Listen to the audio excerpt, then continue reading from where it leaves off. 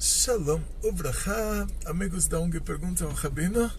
E a pergunta de hoje é do nosso querido Decline Paz da Silva, que ele pergunta: Shalom, Rabino Gloiber, gostaria de saber se uma pessoa que nasceu e viveu fazendo várias proibições da Torá, depois de 40 anos ele passou a estudar a Torá e todo dia fazendo concertos, se ele tem perdão, se tem perdão para essa pessoa, e o que a Torá fala, não sendo judeu a pessoa. Então o Decline pergunta em relação a uma pessoa que não é judeu.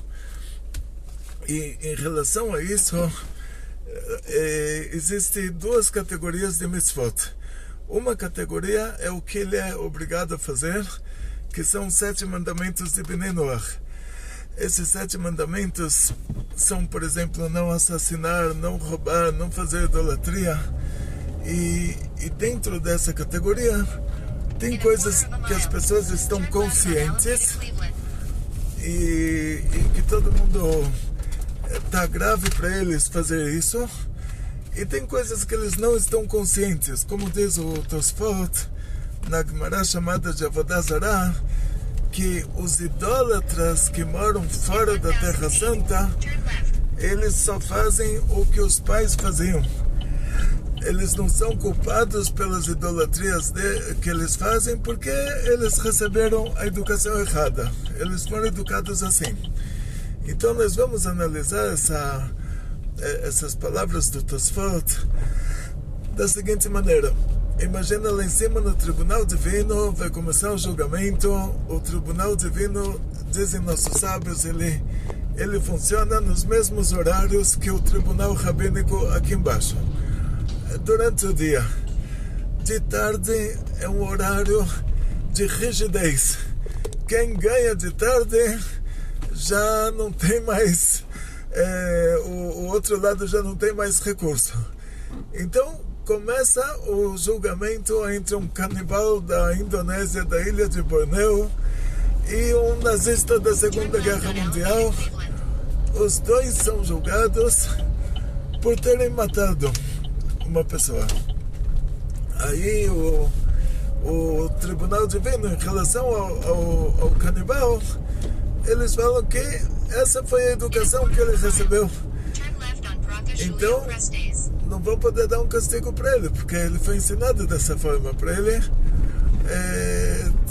o que ele fez estava, os pais ensinaram ele assim, a tribo dele inteira era assim, quer dizer, a sociedade dele inteira era assim. Aí chega o nazista para ser julgado e o Tribunal Divino condena ele por assassinato. Aí ele fala: pera, eu matei a pessoa, mas não comi o cadáver. E o outro aqui matou e ainda comeu o cadáver. Por que eu sou julgado por assassinato e ele não? Aí vão falar para ele assim: você aprendeu na universidade que é proibido assassinar, e depois disso você foi assassinar. Ele aprendeu que na hora que ele precisa comer, eles fazem uma guerra contra outra tribo, e aí 2 tribos de canibais fazem uma guerra uma com a outra, e uma come a outra. Então ele recebeu a educação errada.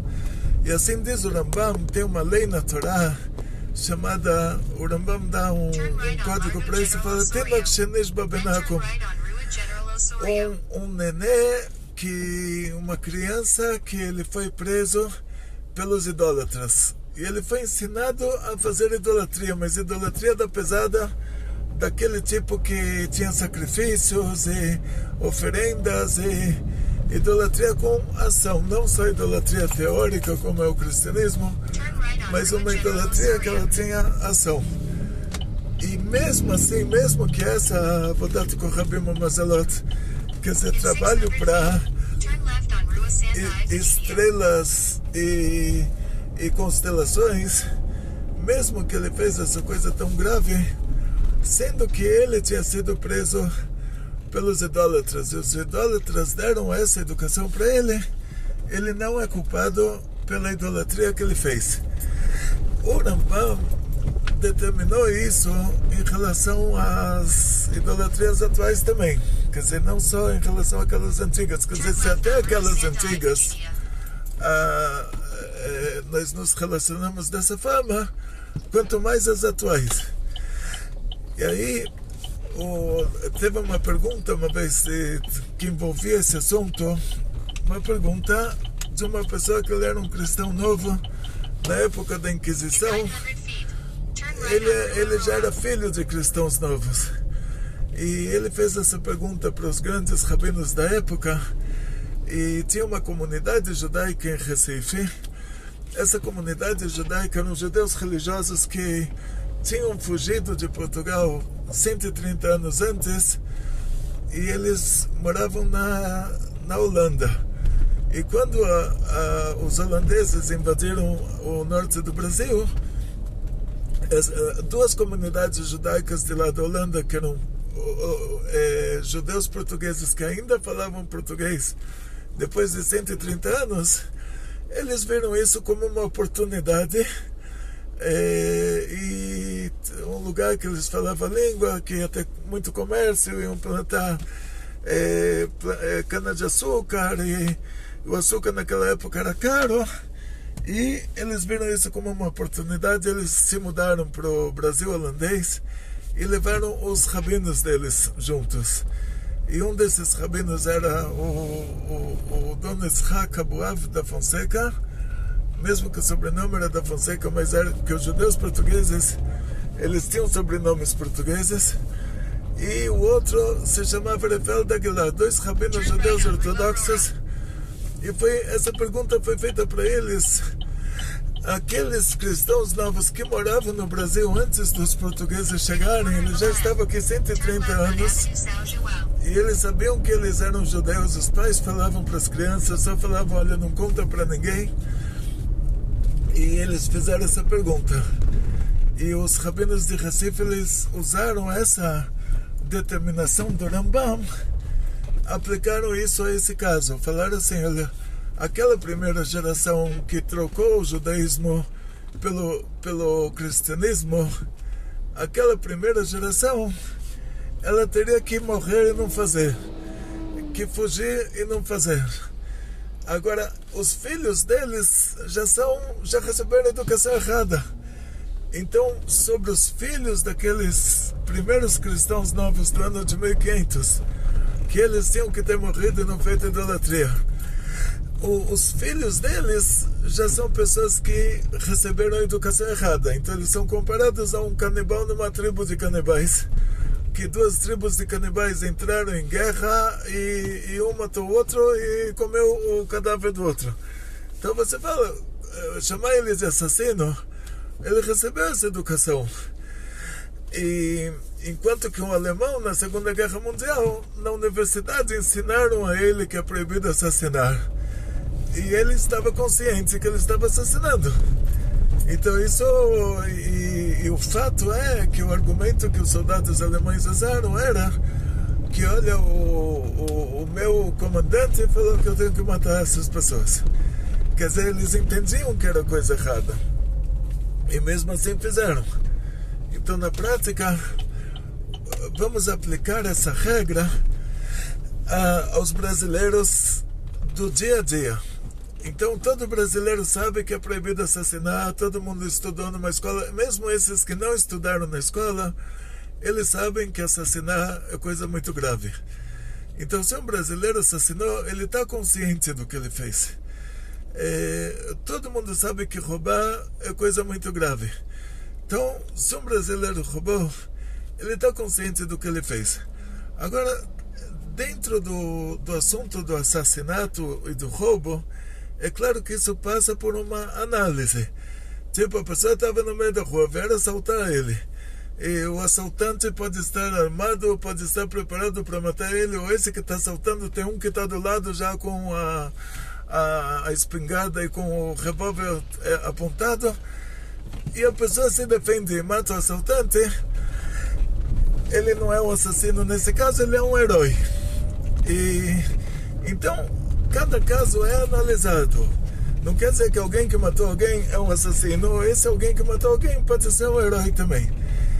Por exemplo, no caso do roubo, se diz a Torá nos explica, nos conta que tem 3 coisas que a pessoa tem que morrer e não fazer, que é assassinato, quer dizer, se alguém te fala ou você mata o outro ou eu te mato, não pode matar o outro, mesmo que a pessoa vai morrer por não ter matado o outro. Ou se alguém, no caso da Inquisição, que eles eram judeus religiosos, falaram para eles: ou vocês fazem idolatria, ou vocês vão morrer queimados em praça pública. A pessoa morreu queimada em praça pública, não fez idolatria. Ou no caso de adultério ou relações ilícitas, essas relações ilícitas é homem com mulher casada, que ela é casada com outro, não é casada com ele. Então, essa categoria de relações, tipo mãe com filho, pai com filho, irmão com irmão, homem com animal, mulher com animal, a pessoa tem que morrer e não fazer. Agora, roubar não está na categoria de morrer e não fazer. Então, se a pessoa está em uma situação que ele está morrendo de fome, ele sabe que, olha, ou ele rouba alguma coisa para comer, ou ele morre, então ele pode roubar para não morrer. Ou seja, isso é aplicado em certas situações que você fala, uma criança entrou no supermercado, pegou um pedacinho de pão, foi preso. Aí não deveria ser preso pela Torá, porque a criança está com fome. Ele não é obrigado a morrer e não roubar. Ou seja, talvez o dono do supermercado tenha que levar em conta e fazer essa tzedakah para a criança e falar: tá bom, ele levou um pãozinho, então eu vou descontar isso do meu dízimo e shalom aleichem. Então, nesse caso, mesmo que todo mundo sabe que é proibido roubar, mas o roubar, a palavra roubar, também ela deve ser analisada dessa maneira. Quer dizer, não é que a pessoa tem que morrer e não roubar. Tipo, se a criança está com fome, entrou no supermercado, pegou alguma coisa, ela não vai ser julgada lá em cima por ter roubado. Eu usei criança como exemplo para ser delicado, mas a minha intenção é adulto, porque a criança, qualquer coisa que ela faz também não é considerada.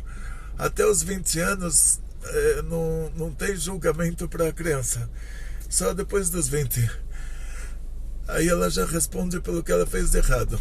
Então, na prática, quando a gente fala sobre os brasileiros de uma maneira geral, se ele assassinou, isso é grave porque todo brasileiro sabe que é proibido assassinar. Se ele roubou, isso é grave porque todo brasileiro sabe que é proibido roubar. Mas tem coisas que você está na dúvida, foi sim considerado roubar ou não considerado roubar.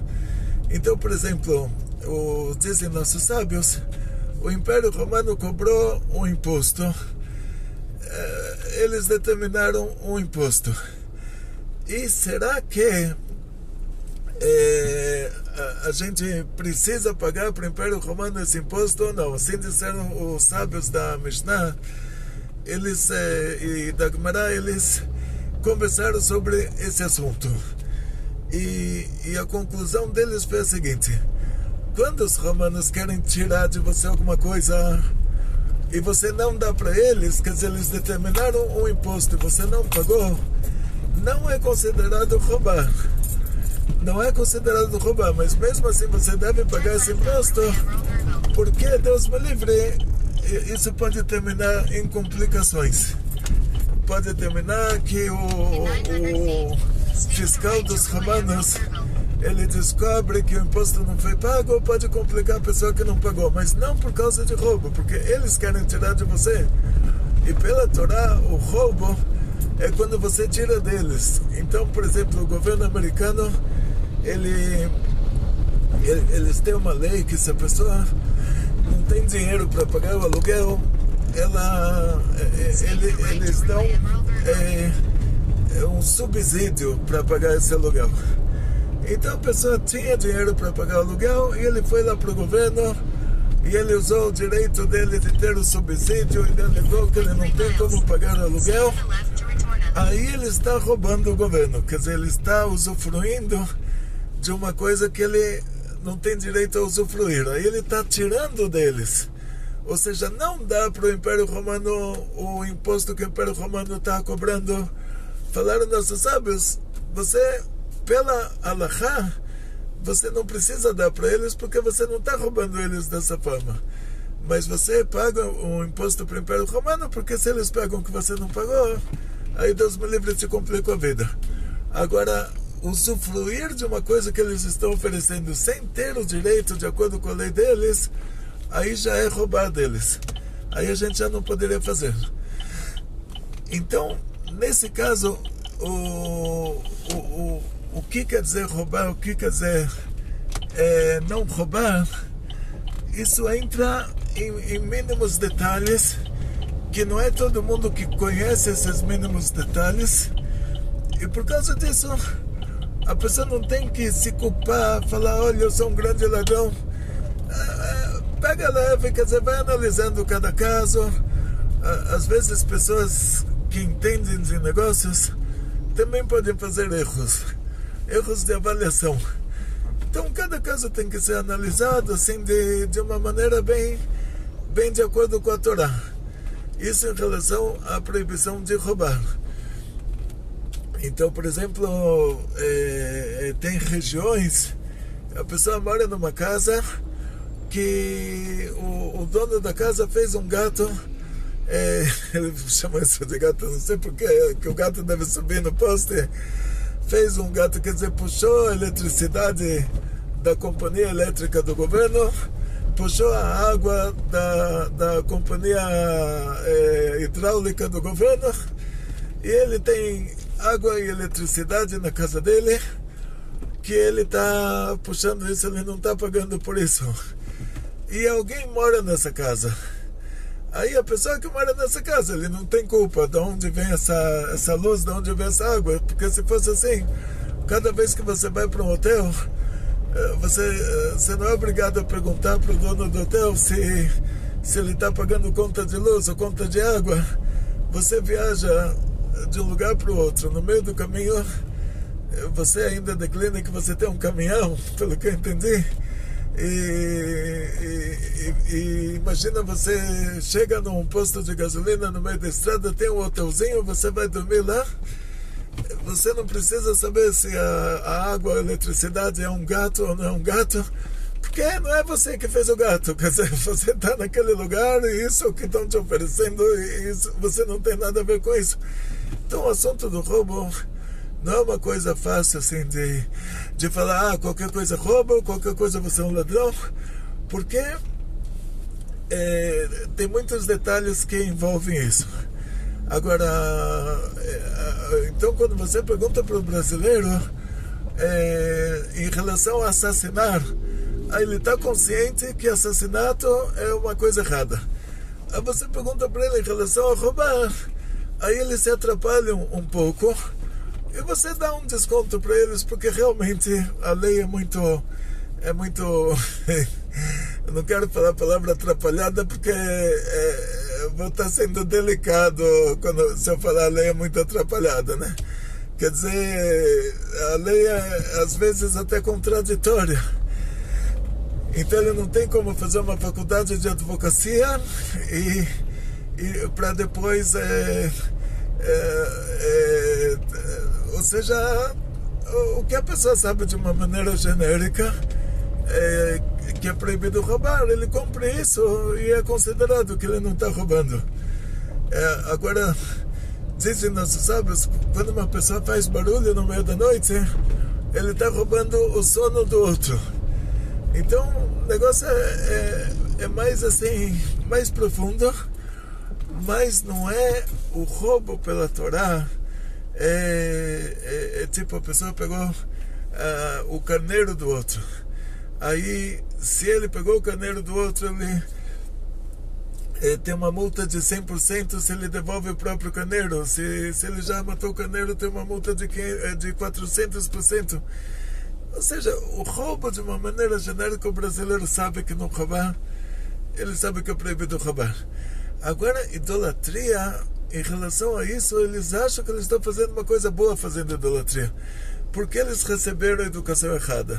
Então, essa parte, a lei judaica vai se relacionar aos 7 mandamentos dos Bnei Noach, aos 7 mandamentos que alguém que não é judeu é obrigado a cumprir. Em relação à idolatria, aí diz o Tosfot, as pessoas que estão fazendo idolatria fora da Terra Santa, eles só estão fazendo o que os pais faziam, quer dizer, eles não são culpados pela idolatria que eles fazem, porque eles cresceram nessa sociedade. Nós vamos comparar o caso deles a Avram Avinu, Avram, nosso patriarca, que primeiro ele rezou pro sol, ele viu que o sol se pôs. Depois ele rezou para a lua, ele viu que a lua desapareceu. E até que ele encontrou Hashem, ele encontrou Deus. E ele não recebeu o castigo por ter rezado para o sol, por ter rezado para a lua, porque ele não tinha outro jeito para encontrar Deus. Ou Itró da Torá, o Jetro, que era o sogro de Moshe, ele fez todas as idolatrias do mundo até ele descobrir que Hashem, que Deus é maior, que Hashem é maior do que todos os deuses. E na hora que ele viu o que aconteceu com os egípcios, que o que os egípcios fizeram de ter jogado as crianças judias na água, isso aconteceu para eles, que o mar se fechou sobre eles. Então ele viu que a pessoa só recebe o castigo de acordo com o que ele fez e não mais do que isso, que o julgamento divino é perfeito. Então, por causa disso, o Itró também não recebeu um castigo pela idolatria que ele fez antes, porque ele ia de idolatria em idolatria até ele encontrar Hashem. Então, no caso dos brasileiros é a mesma coisa. E por que o Tosfot diz que os não-judeus que estão na Terra Santa, eles são culpados pela idolatria, enquanto que os que estão fora dela não são culpados pela idolatria?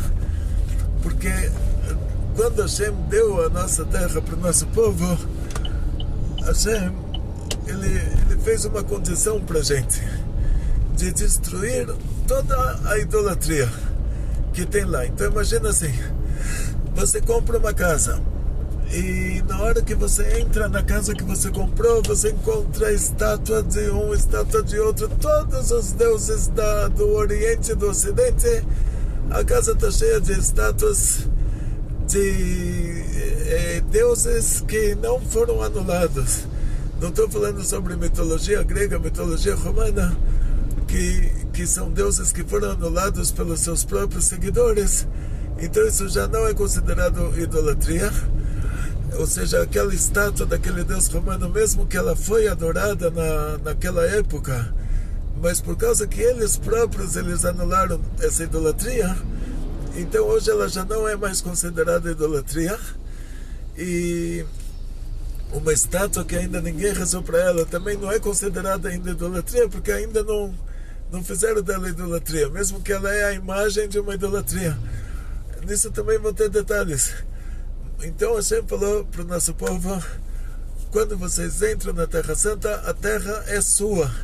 Dentro da sua terra você não pode ter idolatria. Como na hora que você compra uma casa, essa casa tem estátuas, aí as estátuas idolatradas, você tem que quebrar elas. Você não pode usufruir delas. Aquelas que já não são mais idolatria ou ainda não foram idolatradas, aí você vê o que é melhor fazer. Tipo, aí você vê se a estátua de ouro derrete, vende o ouro, não sei, se a estátua de prata vende a prata, aí já é outro problema. Mas a estátua que foi idolatrada, ou que ela é uma estátua de uma idolatria atual, que não foi anulada, essa estátua ela tem que ser destruída. Então, uma pessoa que ia morar na Terra Santa naquela época, ela... E essa pessoa não era judia, ela tinha que ir para o Beit Hadin, para o tribunal rabínico, que naquela ocasião era o Sanedrin que estava no Beit HaMikdash, e ela tinha que assumir no tribunal que ela vai cumprir 7 mandamentos de Bnei Noach, entre eles o mandamento de não fazer idolatria. Na hora que ela assumia esses 7 mandamentos no tribunal rabínico, ela era considerada, essa pessoa, ela recebia o status de Ger Toshav. Ela seria chamada a partir dessa hora de Ger Toshav. Ger Toshav, ele não é alguém que se converteu ao judaísmo, ele é alguém que se converteu para os 7 mandamentos de Bnei Noach. Aí vai ser permitido para ele morar na Terra Santa. Então, por causa disso, ele não teria justificativa de depois falar: olha, eu estou fazendo idolatria porque eu não sabia. Como você não sabia? Para você morar aqui, você teve que ir no tribunal rabínico e assumir que você não vai fazer idolatria. Você não tem como falar depois que você não sabia. Agora, o não-judeu, que ele está fora da terra de Israel, ele não teve que passar por esse processo. Então, o que ele aprendeu, o que os pais ensinaram para ele faz o que ele aprendeu. Então, por isso que a pessoa no Brasil, que ele era um católico, um evangélico, ele está fazendo o que os pais ensinaram ele a fazer. E da mesma maneira que Avraham Avinu, primeiro ele rezou para o sol, ele viu que o sol se pôs, depois ele rezou para a lua, ele viu que a lua desapareceu.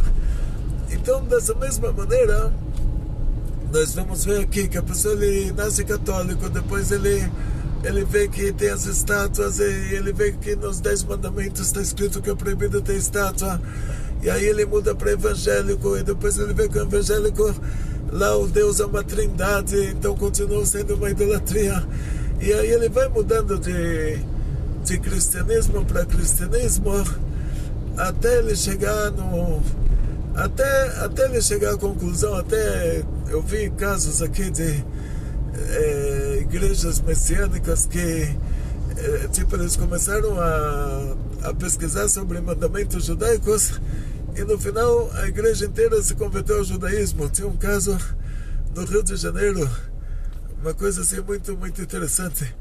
Então, na prática, o fato de um brasileiro fazer idolatria, lá em cima ele não vai ser acusado, não vai ser julgado que ele fez idolatria. Ele não estava consciente do que ele estava fazendo. Então ele é considerado como aquele nenê que foi preso pelos idólatras e foi ensinado desde pequenininho a fazer idolatria. Ele faz idolatria porque essa foi a educação que ele recebeu. Continuação. Em relação a outras coisas, então são esses 7 mandamentos de Bnei Noach. A pessoa por si só nasceu numa família normal aqui nesse país. Tem muita coisa que ele não está consciente, e quando a gente entra em assuntos de Gilui Arayot, que o que é considerado um casamento de Bnei Noach, uma pessoa que não é judeu, o que é considerado um casamento para essa pessoa é que ele e ela decidiram que eles são marido e mulher, eles são marido e mulher. Depois ele e ela decidiram que eles não são mais marido e mulher, eles não são mais marido e mulher. Ou seja, a mulher ela casou no civil e ela não fez um divórcio, ele está dormindo com a mulher casada. Não, o que importa não é o divórcio civil, não é o casamento civil, não é o casamento na igreja, não. O que importa é eles decidiram que eles vão morar um com o outro, vão fazer uma união estável. A união estável pelo judaísmo, para quem não é judeu, para os 7 mandamentos de Bnei Noach, é considerado um casamento. Então, nesse caso também tem que fazer essa avaliação. Ou seja, é proibido para alguém que não é judeu ter uma relação com uma mulher casada que não é casada com ele, é casada com outro. O que quer dizer casada com outro? Quer dizer que ela está vivendo uma relação estável com outro. É proibido homem com homem ter relações, é proibido ter relação com animal. E dizem nossos sábios, para tudo tem tshuva. O que é tshuva? A tshuva pela Torá é a pessoa, ele em primeiro lugar decidir que ele não vai mais fazer aquilo. Isso é tshuva da Torá. Pela Torá, na hora que ele assumiu que ele não vai mais fazer a coisa errada, é considerado já que ele fez tshuva. Tshuva, a intenção é voltar. O significado da palavra é voltar, ou seja, ele tinha saído do caminho certo, ele voltou para o caminho certo. Ou seja, diz o Rebbe, o nosso Rebbe, o Rebbe de Lubavitch, que uma pessoa que ele morava no centro da cidade e agora ele se encontra no meio da selva, isso não aconteceu em 5 minutos. Primeiro ele foi do centro da cidade para a periferia, depois ele foi da periferia para o campo, depois ele foi do campo para o começo da selva, depois ele foi do começo da selva, assim, cada etapa que ele vai, até que chega uma hora que ele olha em volta de si próprio, ele está bem no meio da selva. Então, a mesma coisa acontece aqui, quando a gente se distancia de Hashem, se distancia do que é certo. Mas para a pessoa se distanciar, ele precisaria primeiro estar no lugar certo, ter tido a educação certa, ter nascido no lugar certo, ter crescido no lugar certo, e depois ele se distanciar. Agora, se ele já nasceu no meio da selva, como você pode acusar uma pessoa dessas de ter se comportado errado? Ele nasceu no meio da selva, ele é um selvagem. Ele se comportou como um selvagem. Então, nesse caso de assuntos de casamentos nisso os brasileiros também têm um desconto, que eles não estão conscientes de muita coisa. Na hora que a pessoa se conscientiza, aí ele assume que ele não vai mais fazer a coisa errada. Aí, a partir dessa hora, ele não faz mais coisa errada.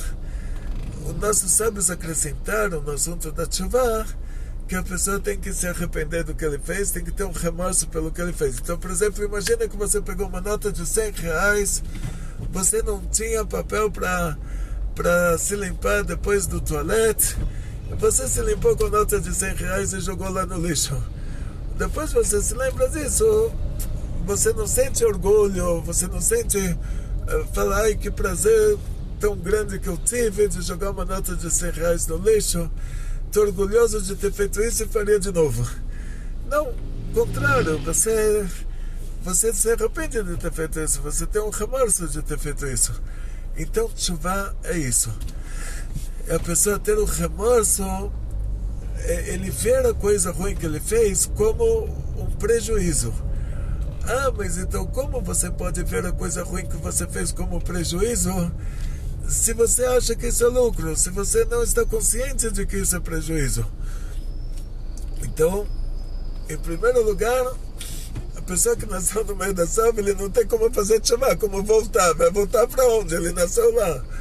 Então ele tem que, em primeiro lugar, construir os conceitos certos, sair do Egito e não levar o Egito junto, construir os conceitos certos. Depois que ele constrói esses conceitos certos, ele se conscientiza do que é certo, aí ele vê a coisa ruim que ele fez como um prejuízo e não como um lucro. Aí, cada vez que ele tem uma recaída, ele se desvia um pouco, aí ele volta para o conceito certo. Isso é tshuva. Então, na hora que a gente faz tshuva e a gente acrescenta no cumprimento no estudo da Torá e no cumprimento das mitzvot, nós damos tzedakah, nós estudamos Torá, rezamos, e a pessoa chega lá em cima, ele vai falar, olha, eu fiz tanta coisa ruim, o tribunal divino vai procurar, não vai encontrar, porque nós acabamos limpando essas coisas ruins que nós fizemos. Então, dá um exemplo para vocês. Isso é uma lei judaica bem básica, que o Shabat, ele é o conserto da idolatria. Ou seja, pessoa que guarda Shabbat, ele conserta a idolatria que ele fez. É claro que no caso de alguém que não é judeu, ele não tem esse mandamento do Shabbat. Se ele cumpre o Shabbat é voluntariamente, como ele cumpre qualquer outro mandamento judaico voluntariamente. O que ele não pode fazer é inventar uma nova religião. É falar, olha, agora eu tenho 8 mandamentos, eu tenho 7 mandamentos de Bnei Noach e mais o Shabbat. Isso o Rambam diz que é proibido, inventar uma religião. Agora, o que ele cumpre voluntariamente não quer dizer que ele inventou uma religião. Às vezes ele faz, às vezes ele não faz. Quando ele quer, ele faz. Quando ele não quer, ele não faz. Às vezes ele sempre faz, mas ele está consciente de que ele está fazendo isso voluntariamente. É como ter uma mitzvah, tzitzit, e é mitzvah dos homens e não é das mulheres. Mas se a mulher quiser andar de tzitzit voluntariamente, ela pode. Então, nesse caso, vou contar para vocês uma história que ela vai se aplicar mais a alguém que é judeu, porque esse mandamento do Shabbat é que ele vai ser um exemplo para todas as outras coisas. Imagina a pessoa vai, a pessoa foi para a Índia, tem lá estátuas de vai saber do que, e ele rezou para as estátuas, ele fez oferendas para as estátuas, e depois disso ele volta, ele vai para o Rabino e fala, Rabino, eu fiz tanta idolatria, mas tanta idolatria, o que eu faço agora para Hashem me desculpar? Eu vou, sento no formigueiro. Aí o Rabino vai falar para ele, você compra o melhor vinho, você compra a melhor carne, você compra o melhor peixe, carne kasher, okay? Você compra o melhor peixe e vinho kasher também. Senão você faz o seu suco de uva sozinho. Tem receita no nosso site com suco de uva boré para Geffen. E você compra o melhor peixe, mas você não tem carne kasher na sua cidade. Então, aí o Rabino fala para ele, aí você vai para casa, você compra a melhor comida para o Shabbat, prepara um Shabbat com muita alegria, muito entusiasmo, reza bastante, come bastante, estuda bastante Torá, tenha muita alegria. E aí você está desculpado da idolatria que você fez. A pessoa vai surtar, vai falar, pera, mas eu fiz uma coisa tão grave, eu fiz idolatria, como dá para consertar a idolatria por meio de uma festa? Então, esse raciocínio vai se aplicar a tudo. Sempre tem 2 jeitos de retificar a coisa errada que você fez. Um jeito é a pessoa sofrendo, Deus me livre, isso é chamado medida por medida. Então ele só vai sofrer a quantidade de coisas erradas que ele fez, medida por medida. O outro jeito é a pessoa fazendo tshuva, e nessa tshuva que ele fez, ele já ganha um desconto bem grande, e depois, no lugar de sofrer, ele dá tzedakah, ele faz coisas boas. Essas coisas boas que ele faz, elas vão valer no lugar dos sofrimentos. Então, por exemplo, por que a gente fala sobre tzedakah? Que com aquele dinheiro que ele está dando para tzedakah, ele poderia comprar uma comida para ele, quer dizer, ele poderia comprar a vida dele, ou seja, poderia dar a vida para si próprio. Ele está dando essa vida para uma pessoa que precisa. Então, o assunto da tzedakah, a gente entrou num túnel, agora tem esses reflexos. Vamos ver se dá para colocar uma moldura agora, se ainda dá para fazer isso, colocar uma moldura na aula, ver se tira um pouquinho do reflexo. Agora ficou um vitral. Muito bom. Então, só que a tzedakah, para ser considerado tzedakah, você tem que dar para um assunto judaico. Ou seja, para um assunto de divulgação de Torá, para um assunto judaico. E isso, o Rebbe, ele dá um ênfase nesse assunto a nós próprios. Tipo, eu vou dar uma tzedakah. E aí tem lá a Associação Protetora dos Animais. Não tem problema de eu dar um dinheiro para eles, mas não poderia deduzir isso da tzedakah. Ou seja, todo dia eu coloco uma moedinha na pushka e falo: Hashem, salva a gente do Irã, mais uma moedinha, Hashem, salva a gente dos árabes, mais uma moedinha, Hashem, dá Shalom Bait para todo o povo de Israel, para todas as almas divinas em todos os lugares onde quer que elas estejam. E vou fazendo os meus pedidos, e no final do mês a caixinha está cheia de moedinhas. Eu corto ela por baixo assim, de um jeito que eu vou fazer um vídeo para vocês como tirar o dinheiro, fazer disso um pix para a instituição judaica e Shalom al Israel, quer dizer, fiz a minha mitzvah da tzedakah. E é claro que eu recomendo a nossa instituição, que a gente está sempre fazendo muitas coisas, a ONG tem muitas atividades, e todas as atividades são atividades judaicas. Ah, mas agora aparece uma ONG proteção dos animais. Eu não posso dar esse dinheiro da tzedakah, eu posso dar um dinheiro para eles, não tem restrição. Mas esse dinheiro da tzedakah, ele só é válido como tzedakah quando você doa isso para um assunto judaico. E aí lá em cima já é considerado que, olha, no lugar de você comprar um chocolate para você, e você iria comer esse chocolate e ter muita energia, no lugar disso você doou para tzedakah, para um assunto judaico, é como se você tivesse jejuado, é como se você tivesse feito um jejum. Então nossos sábios, eles dão um ênfase nisso, que a tzedakah, ela salva a nossa vida. Então a pessoa fez tchuvah, ele assumiu que ele não vai mais fazer a coisa errada, ele se arrependeu da coisa errada que ele fez, quer dizer, ele se conscientizou de que a coisa errada que ele fez foi um prejuízo, ele deu tzedakah, ele trabalha nas midot dele, nas qualidades dele para se consertar, e ele chega lá em cima, ele acha que ele vai levar um castigo por tudo que ele fez errado, e o tribunal divino não encontra as coisas erradas que ele fez, porque ele conseguiu retificar isso de maneira positiva. Aqui no Brasil você não tem só isso, aqui a gente sofre bastante.